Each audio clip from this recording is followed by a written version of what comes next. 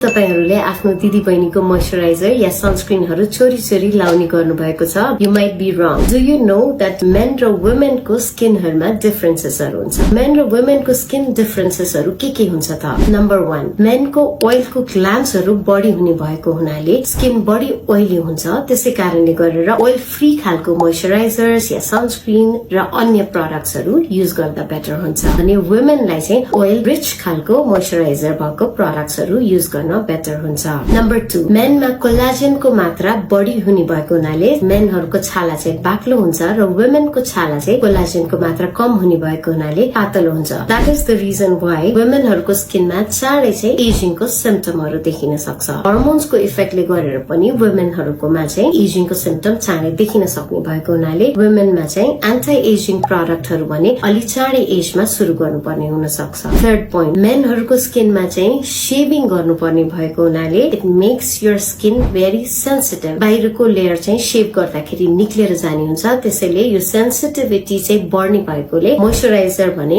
every morning use गर्नुपर्छ which should be followed by a sunscreen वुमेनलाई भने मोइस्चराइजरको प्रयोग एकचोटी मात्रै गर्न पनि सकिन्छ so these are the differences between skin of men and women त्यसैले हामीले लगाउने प्रोडक्ट्सहरुमा पनि त्यही अनुसारको सुइटेबल प्रोडक्टहरु छानेर लगाउनु पर्ने हुन्छ